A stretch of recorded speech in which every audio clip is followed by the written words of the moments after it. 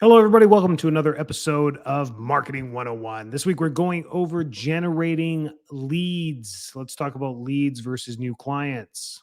Pretty obvious what a new client is. They come to your office, they pay you. Pretty simple. They want your service. They're coming on in. They went through your onboarding process and they are in the doors. A lead can be categorized in three simple ways: cold, warm, hot.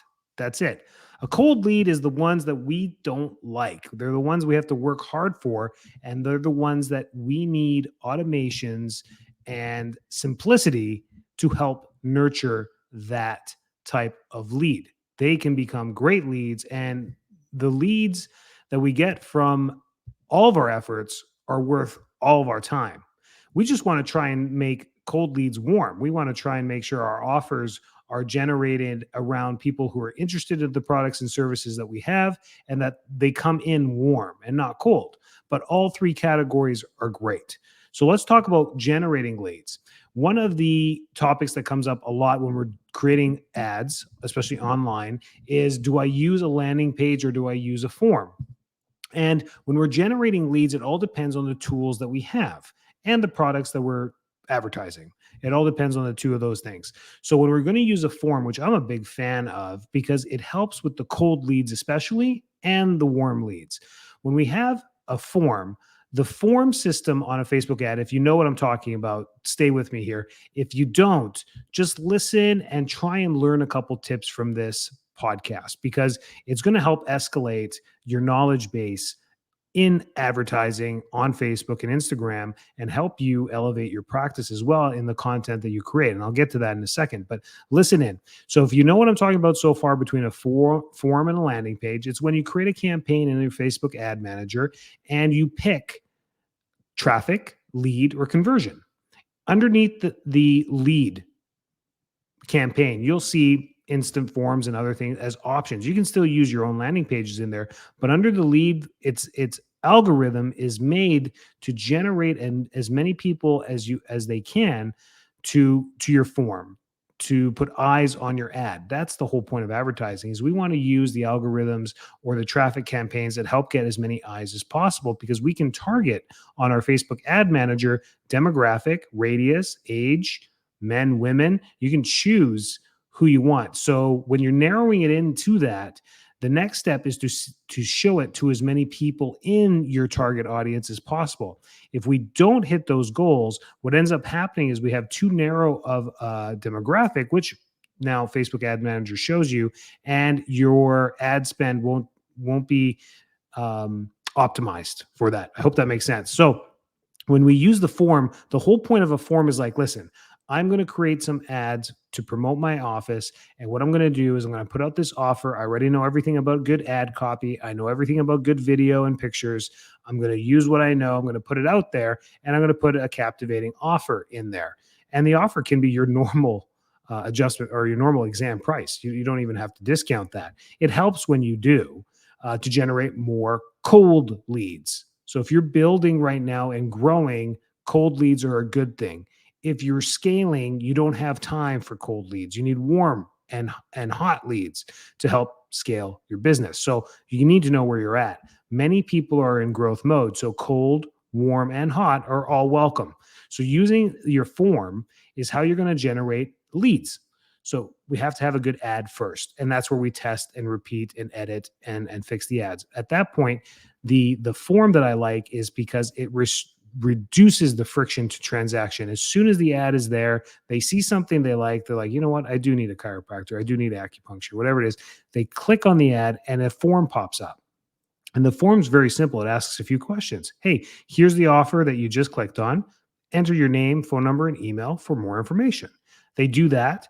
You may have an appointment thing that's there, or you may ask a couple questions, which I highly recommend. Hey, what's your chief complaint? How we can help you? Have you seek other care for this? A couple questions, and then thank you for submitting your information. This is where something like maybe high level or an automation sequence comes into huge effect, because now you can have an entire workflow triggered that will send out reminders and prompts to your potential new client, your lead.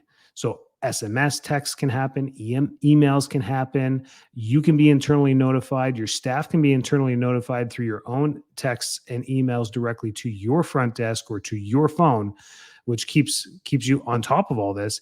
And then, of course, you have the back end of high level for the opportunities and contacts, which you can follow up through that. But with the lead form, I have a simple workflow that I create. An event is created, an email and text is sent to them right away. An internal notification is sent to us immediately. Then we have a wait 1 hour, wait 2 hour, and another text will go out if they haven't replied. This is the workflow. And this is the cool things you can do with that. And you can make these as intricate as you want. We have workflows for a new lead for an offer, a new red light patient, a new functional medicine patient, a new acupuncture lead, and then we have different workflows for our workshops. Our workshops are set to a specific date. So we have the trigger in there for the date. Everything is relayed back to the date in the text, and it's all auto prompted through there. And that is where a lead form can be automated on the back end, low friction to transaction. You get a lot of names and phone numbers in there, which your team can then follow up. And then there's no pressure on your team or yourself because that sequence is there for 24, 48 hours, 3 days, 4 days, whatever it is. But within that time, the rule is for all leads, how many times should you call them? Actually on the phone trying to call them. The answer is 10. You should be calling them 10 times. Now, it's up to you. Do you call them twice the first day, twice the second day, twice the third day, and do it all within 5 days? Or do you spread these calls out over the course of 7 or 10 business days? Up to you and how you do it. In our office, we pretty much want this all done by the end of week 2. If they haven't responded there, it's a dead lead, but not dead where we delete them. They're put into our email newsletter and an automation sequence via email for the next 90, 120 days, or forever would be the smartest thing. Just keep looping that thing. So that's how we get into automation in the office. And there is no cheat around this. There are some great builders out there, advertising and builders who you can hire to customize these types of things for you. It costs thousands upon thousands of dollars to do this. And that's just the way it is. The time it takes, and you'll notice this, the time it takes. But for those of you under the $1 million mark in gross revenue in your practice, to spend $50,000 on a marketing campaign is a daunting number. If you did 600,000 last year in collections, and to think about, I'm going to invest $50,000 over the course of the next 6, 12 months, whatever it may be, into this marketing machine to build it for me. First off, I better trust who I'm hiring for this to do this right. And number 2 is that is a daunting number. For those of you that do more than $1 million, this might be an investment to be like, I'm not even going to deal with this. These guys came recommended. I'm going to hire them. They're going to do it for me. That's fine. Let's go. And that's okay. I'm just giving you realistic numbers of what this stuff costs to build because of the hours that it takes. Your time, now you can just kind of mix and match this. So the clients that I coach, I help them on the back end to speed this ball moving forward. And then what they get to do is log in and customize each email the way they want it to sound, each text the way they want it to sound. They understand the platform. And within 3 months, they are comfortable with the entire platform that they can walk away with it. That's the empowerment I'm trying to give to people. And that's the whole point of this entire podcast and Marketing 101 is to empower you to do this, because some of you don't even pay yourselves $50,000 salary yet because you're in growth or startup mode. You're just not doing it. You're just taking whatever's low-hanging fruit in the practice right now, trying to grow it. I know, and we've been there, and 50,000 is completely out of range right now. But what the commodity you do have is time, where you can do this. The people doing over $1 million, time is no longer a commodity. It is tough for them to find time to do this stuff. So we need to know where we're at. That's a form. Okay, a landing page. Why would I ever use a landing page? Same premise, to capture information, but it's a harder sell. We're trying to get cold leads to turn into warm or hot leads. So they see something. Maybe it's a condition that you're advertising, saying, "Hey, Pittsburgh, suffer from migraines?" And then your ad copy is really good. Your pictures, your carousel is good. Your video is great. You're getting lots of clicks. You're even getting lots of people landing on your landing page. This is great stuff. Now the landing page has to be captivating to convert these potential leads or these potential people into leads. Like, how are you going to get their information? Because you haven't got it yet. with a landing page. You've got their attention on the ad, they click it, you still don't know who they are. Now your landing page needs to do the work. And this is where a lot of things fall apart. Is the landing page takes too long to load, the contact form is not right there at the top and easy to fill out, the offer is not really clear as to what the ad was. The landing page should just mimic or mirror the ad with the same pictures, the same videos, the same feeling, and then keep it very simple. For, let's say, something like weight loss or a body contouring, something specific that's very tough to market, that's where your landing pages come into great usage. And you're going to put a lot of information on there, testimonials and reviews and videos and pictures and explanation of how, and the science. So, but very clean. And a lot of these builders do this, both in high level, ClickFunnels, lead pages, all these apps that you can buy make it very simple to create very clean landing pages that you can use for your advertising. I encourage you to learn more about this, understand the nitty gritty of marketing, so that you can be empowered to know who to hire to help you and who to delegate and how to delegate these things within your business. You need to understand everything. It's just like your profession and what you do and what you went to school for and how well you know that. How difficult is it to delegate that to someone else? Especially as a chiropractor, the toughest thing is training another chiropractor to be you. It's very difficult to do that. You just won't happen. You've been around, you've created the rapport, you've created the community involvement. You adjust a certain way. You have a touch, you have a tone, you have a speaking uniqueness to you. All these things cannot be delegated. It becomes very tough.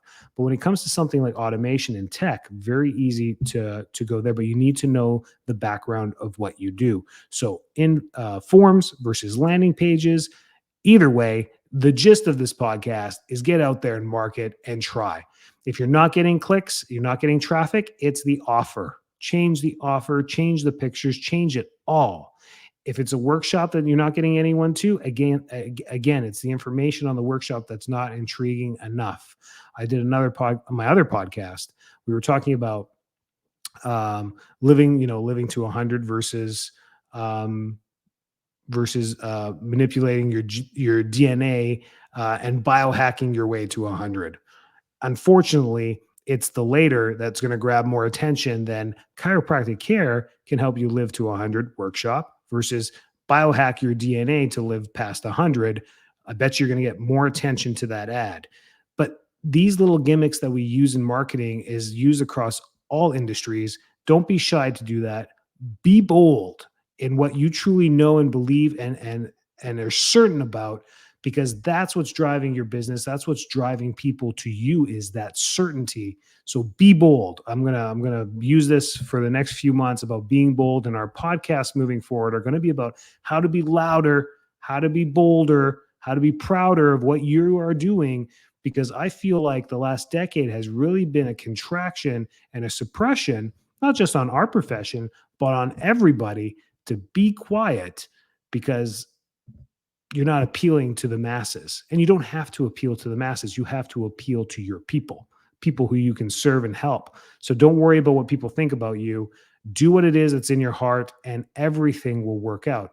And that's what you need to be putting in your ad copy on your landing page is who you are. You've been successful to this day by being who you are. People are attracted to you as an entrepreneur, business owner, a service provider, and your talent as well. For sure, your talent, but you can't show anyone your talent if they don't show up to your door. And that's our goal, is to get as many people to your door as possible. Need any help? Reach out to me. I love this stuff so much. I wish I had more time. My mothership is my practice, right? I cannot put that as a back burner, but I divide my time really well, and I help a lot of people through consulting. I can help you for sure. I can even delegate and send you to the right people. We got a whole team that I've worked with, and I work with tons of marketers all the time. I always have a marketer under my belt at all times, helping on the back end to see if I'm ever falling behind on anything. It keeps me up to par, and I'm neck and neck with all these guys. We can answer any questions you have about marketing and how things work. So reach out to us, enricod.com. I'm here for you. The Facebook group, of course, you're there. I'm going to start blasting this podcast on my personal page as well so I can reach more people, invite people to the Marketing 101 and get engaged in that group too. Ask questions. It's been so quiet. It's hard. Have you ever done a team meeting with your team and you're the one that's always bringing everything to the team meeting? No one else is really contributing, but they're all eager and listening and writing down and listening to you because they know you're the boss. Wouldn't it be nice if someone else ran that meeting? We just started doing that in our practice. Our head CA does the meetings now. I show up, Starbucks in my hand, 5 minutes before the meeting, sit down like an employee. It's awesome. And then I just listen to what they're bringing. And because of the background and because of being the owner and caring more than anyone else, I can answer the questions. But I let them bring the problems, bring up their solutions to the problems, and I only interject if I feel like there's some accord that I need to get them back on track on. But that is amazing too. Try delegating something like that, something big in your office like that. Take it off your plate and the freedom there that happens with that. Same thing with marketing and knowledge and having an understanding of what you do. Stay well, keep saving lives, keep doing what you do. I love all of you. Take care in your success.